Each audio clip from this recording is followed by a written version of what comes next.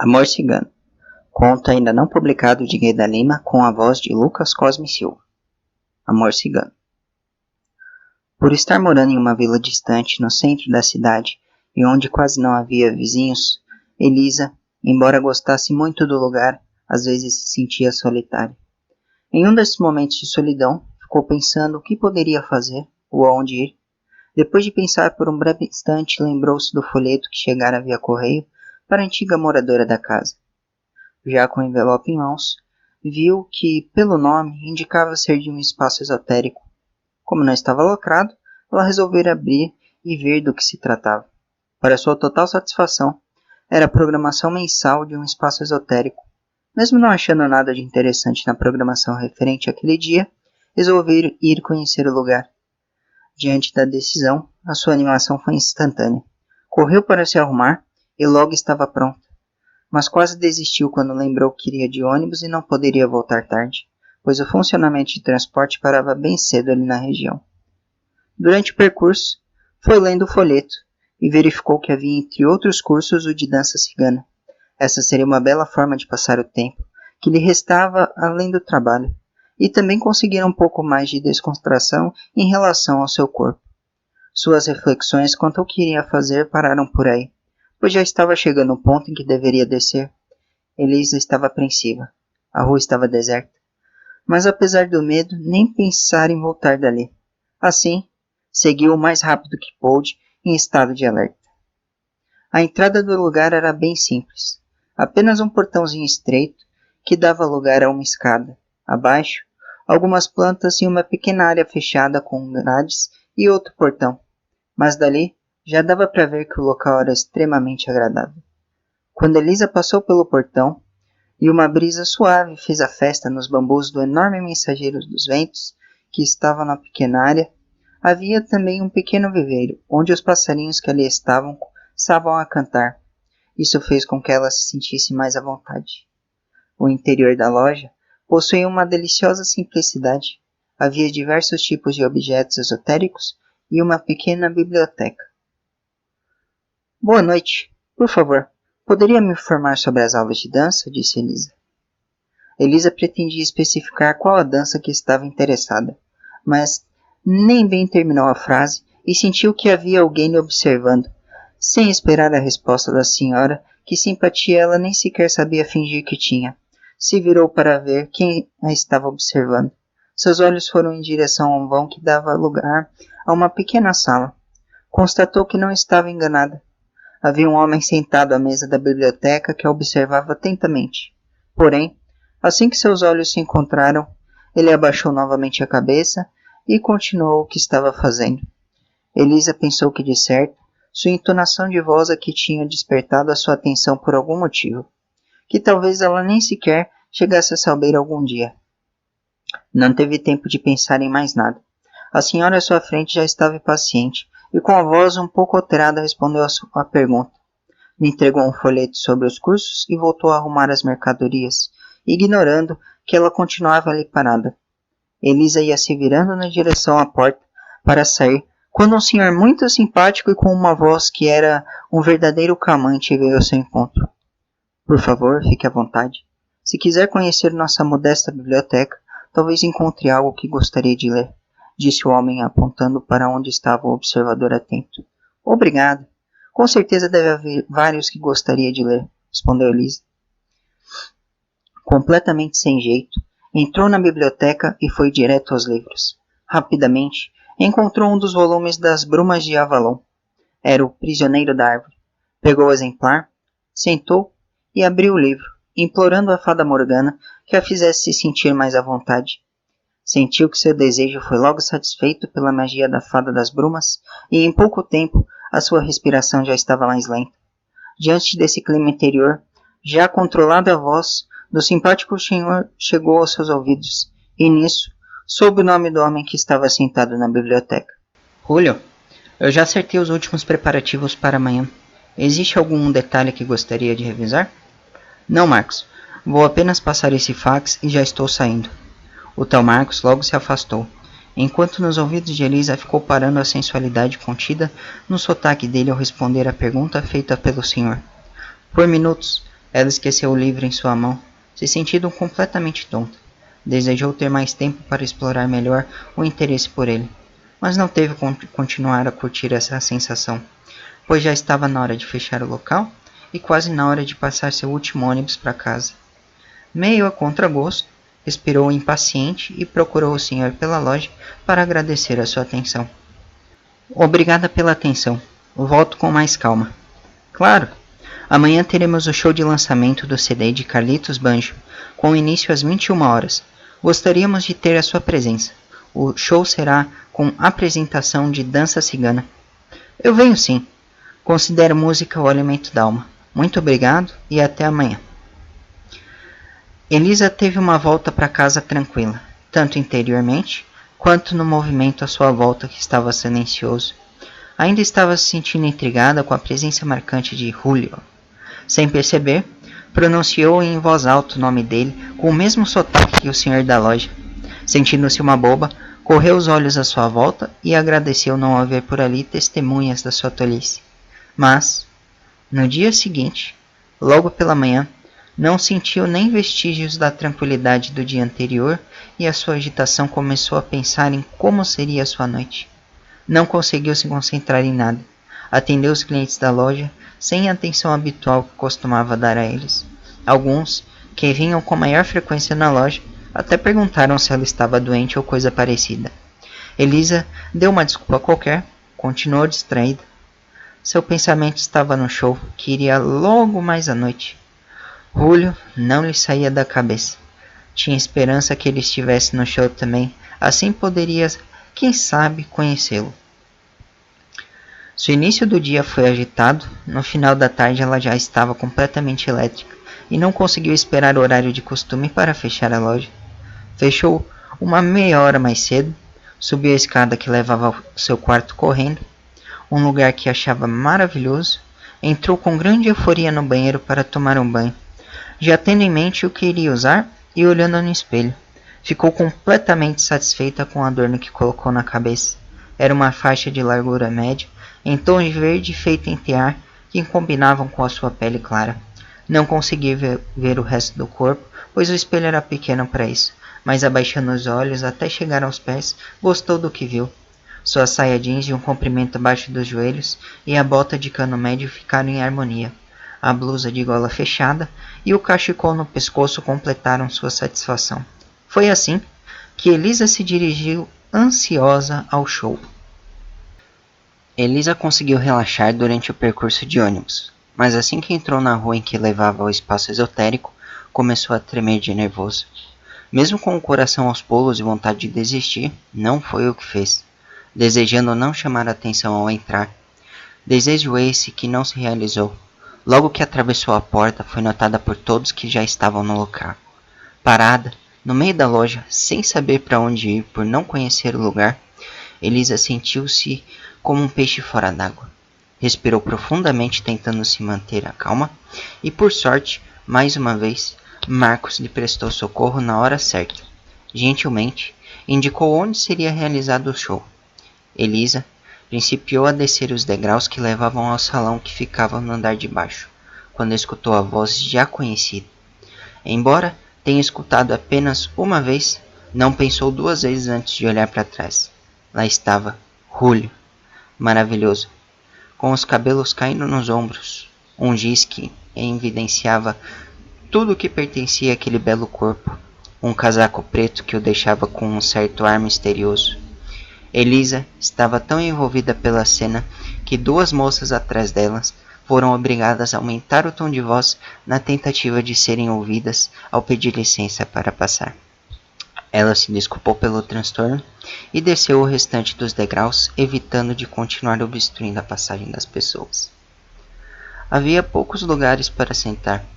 Entre eles, ela escolheu um onde conseguisse ficar olhando para a entrada. Assim, poderia ver quando o Julio entrasse. Já instalada, Elisa passou a observar a beleza do local. Não era um espaço grande. O teto estava enfeitado com vários tecidos transparentes, tipo seda. Eles eram de cores variadas, imitavam uma tenda. Em frente à porta havia um canteiro com um lindo coqueiro bem alto. Depois dele, tinham várias portas que ela imaginou serem as salas. De repente, o Sr. Marcos entrou para anunciar o início do show. Antes, falou sobre a programação do espaço e depois chamou Carlitos Banjo.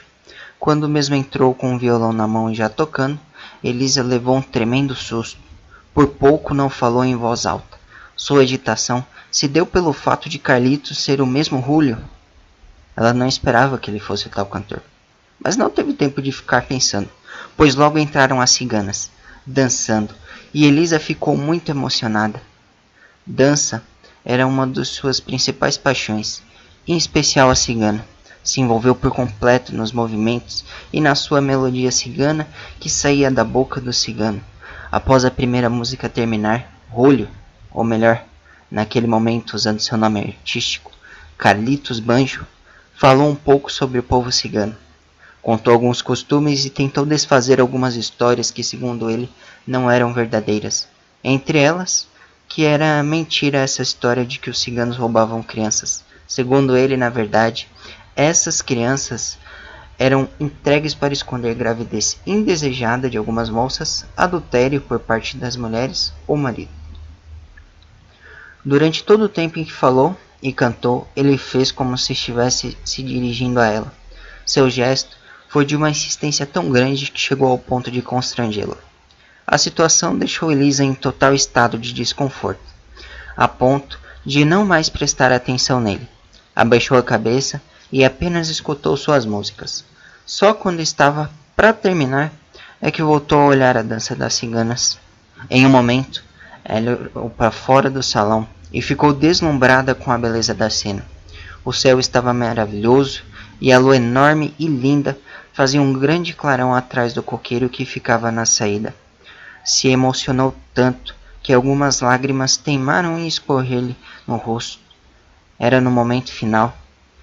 Ela se levantou e abraçou a cigana que fez uma última apresentação, elogiando seu trabalho.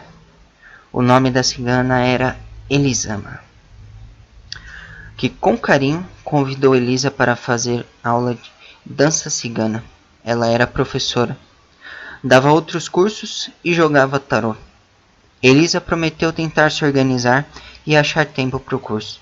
Se despediu de Elisama o mais rápido que conseguiu, pois o cigano se aproximou das duas. Seu nervosismo foi tanto que tropeçou no primeiro degrau da escada e quase caiu. Sorriu meio sem jeito para as pessoas que passavam. Chegou na recepção da loja e marcou uma consulta de tarô para a semana seguinte, com a professora. Comprou o CD do tal cigano e se dirigiu para o ponto de ônibus, sentindo como se não fosse a mesma Elisa de antes, quando ainda não tinha assistido o show. No dia marcado, Elisa foi jogar tarô. Ficou muito impressionada com as coisas que a taróloga lhe disse sobre sua vida. Acertou alguns pontos e assustou com algumas possibilidades meio desastrosas em sua vida. A emoção de Elisa se aflorou, a ponto de ter uma crise de choro ali mesmo na frente da cigana. Saiu da sala de Elisama e tendo em mente que, segundo a consulta, teria de mudar muita coisa em sua vida para conseguir uma estrada melhor que já trilhava. Passado mais de um mês desde o acontecimento, e Elisa ainda não havia conseguido tirar o cantor cigano da cabeça. Quanto mais brigava com seus pensamentos, mais pensava nele. Mesmo estando insegura em vê-lo, resolveu ir a outro show dele. Como já estava familiarizada com o local, assim que chegou, foi direto para a sala onde seria o show. O espaço estava cheio e não sobrou lugar vazio para que sentasse perto da porta. Acomodou-se em canto à direita. Para que chegar até ali foi preciso incomodar várias pessoas que estavam sentadas, pedindo licença, mas valeu a pena. Logo a emoção tomou conta dela com o início do show. O cigano cantou olhando sempre em sua direção, e depois da primeira canção, ele começou a falar sobre os costumes de seu povo. Em dado momento, parou bem perto dela e disse que, para eles, o amor era eterno, não acabava nem mesmo com a morte, e que era possível identificar a pessoa amada pelo som de sua voz, mesmo que fosse a primeira vez que a escutou naquela vida. Dessa vez, foram as suas palavras que provocaram um descontrole tão grande em Elisa, que quando ela notou, estava com o canto do dedo polegar da sua mão esquerda sangrando de tanto cutucá-lo com a unha da outra mão. Sentiu novamente de sair dali correndo, mas estava paralisada pelo momento. Não conseguindo se mexer, permanecia no mesmo lugar. Quase não prestou mais atenção no centro, onde ele cantava ao lado das ciganas dançando. Assim que veio o intervalo, ele foi até a porta e acendeu um enorme e maravilhoso cachimbo, que fumou com muito charme sem desgrudar os olhos de Elisa. Uma moça muito bonita também saiu para fora e foi fumar o seu cigarro perto dele, que nem um único sorriso lhe deu. Ele, sem disfarçar, entrou logo depois. No final do evento, a professora de dança fez uma brincadeira com os espectadores. Ela pegou os baralhos de tarô e distribuiu uma carta para cada pessoa do público. Elisa não quis ser desagradável, mas teve muita vontade de recusar. Como não conseguiu, torceu para que ela não falasse sobre sua carta. A moça que foi fumar do lado de fora tirou uma carta que, segundo Elisama, representava o casamento. Seu nome era Ângela. Enquanto falava sobre a carta, Elisama dirigiu suas palavras ao cigano. Aí, cigano, Ângela tirou a carta do casamento, ela quer casar. O coração de Elisa deu um salto enorme do seu peito ao prestar atenção no seu dedo que continuava sangrando. Mesmo enrolado em um lenço de papel que encontrou na bolsa, viu que agora era o outro polegar que também sangrava, sendo cutucado pela unha do dedo próximo. Agora tinha o canto dos 2 polegares sangrando. Mas ela parou de olhar para as mãos. Queria escutar o que ele iria responder. Deixou que o sangue escorresse em sua outra mão. Nesse momento, viu enquanto ele andava pela sala em sua direção e foi estando bem perto dela que ele respondeu. Que ótimo! Vou levá-la para um ganjeado e apresentá-la aos hermanos. Elisa sentiu vontade de chorar e seus olhos encheram-se de lágrimas. A proximidade era tanta que antes que pudesse protestar, ele retirou do bolso um lenço e enrolou em seu dedo que estava sangrando. Da boca dela saiu um agradecimento tão abafado que não teve certeza se ele havia escutado. No mesmo instante, Elisama pediu que outra pessoa mostrasse sua carta e falou sobre a mesma. Com isso, o cigano voltou ao centro da sala junto às dançarinas ciganas. Elisa tentou passar sem que notassem que ela ainda não havia mostrado a sua carta de tarô. Só que isso foi impossível. Uma moça que estava sentada ao seu lado gentilmente chamou a atenção para a carta em sua mão. A professora pediu que Elisa mostrasse a carta, e assim que ela o fez, falou sobre a mesma, que era o louco. Ela perguntou o que Elisa estava esperando para pular para cima do tablado e dançar com o grupo, que a carta indicava a chegada de algo assim. Elisa sorriu sem confirmar se faria isso ou não, mas logo que todos pararam de prestar atenção nela, levantou e saiu do local discretamente. Só quando já estava no portão é que notou a presença de alguém. Olhou assustada quando seguraram pelo braço. Demorou muito para voltar. Tive medo que não fosse mais te ver nessa vida. Não tenho poder de suficiente para trazer você quando quero, então não posso deixar que vá embora. Lá estava ele, enorme, lindo, segurando em seu braço como se ela fosse propriedade sua. O medo a paralisou e suas pernas ficaram bambas. Estava prestes a cair. Ele continuou segurando firme em seu braço, o que ajudou a se firmar. Ela sentiu que sua emoção estava de novo à flor da pele e não tinha certeza de conseguir se controlar sem chorar. Nesse instante, ficou meio irritada consigo mesma por não estar tão emotiva desde que o conheceu. Os olhos dele estavam fixos nela. E, ignorando seus protestos, seu beijo foi com suavidade e ainda assim com uma força enorme movida por uma emoção que Elisa desconhecia. O desespero foi tanto que ela fugiu totalmente da situação. Quando voltou a prestar atenção em tudo, estava meio tonta. Havia várias pessoas à sua volta e uma grande confusão se formou. Todos falavam com ele ao mesmo tempo, sem que percebessem. Elisama puxou Elisa pelo braço até que estivessem afastados da confusão. É melhor que você vá embora agora, antes que tudo fique pior. Mas não se preocupe com o que aconteceu. O cigano deve ter tido uma visão de outra vida e ficou confuso. Nada mais. Elisa não conseguiu responder nada à mulher. Lhe parecia tão certa da melhor coisa a fazer que não protestou. Apenas foi embora o mais rápido que pôde dali. Já estava distante e dentro do ônibus, quando começou a se perguntar por que Elisama havia tomado aquela atitude, afastado ela de lá como se fosse sua culpa, sendo que a situação não tinha ficado esclarecida mesmo em sua própria cabeça. Um pensamento ocorreu a Elisa de que talvez a professora estivesse interessada nele. Cogitou a possibilidade de ir procurá-lo para saber o que realmente havia acontecido, mas ainda sentia medo do fascínio que ele exercia sobre ela e não se sentia capaz de fazer nada para se livrar disso. Por isso, no mesmo instante decidiu que não voltaria lá tão cedo, só quando se sentisse forte para enfrentar o que envolvia o cigano em sua vida, sem que isso a afetasse de uma maneira tão confusa. Elisa passou a dormir com o encarte do CD de Carlitos Banjo sobre o travesseiro e dizia que ele seria o seu marido. Os meses seguintes foram pesquisando sobre a vida dos ciganos. Durante esse tempo, não ficou sem pensar nele nem um dia. Desenvolveu a capacidade de meditar e conhecer o seu interior com um pouco mais de clareza. Com isso, o tempo correu muito mais rápido. Já se sentia em condições de voltar lá. Estava se preparando aos poucos para isso. Uma tarde, recebeu outro folheto com a programação do espaço onde tudo se passou. Abriu com euforia. Era a hora certa para voltar a ver o cigano. Seus olhos correram pelo folheto e esbarraram em um convite. Casamento cigano. A professora de dança cigana Elisama e Carlitos Banjo convidam a todos a fazerem parte da cerimônia que realizará o casamento dele. Elisa ficou pasma, que nem conseguiu ler onde aconteceria o evento. Pela sua cabeça passaram muitas coisas. No folheto não estava claro com quem ele se casaria. As perguntas começaram a surgir rapidamente em sua cabeça. O que teria acontecido naquele dia depois que ela saiu de lá?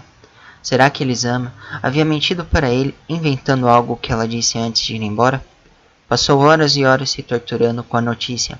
Sentia culpa por não ter ido procurá-lo antes, ao mesmo tempo em que pensava o que teria acontecido se tivesse feito isso. Algo teria mudado?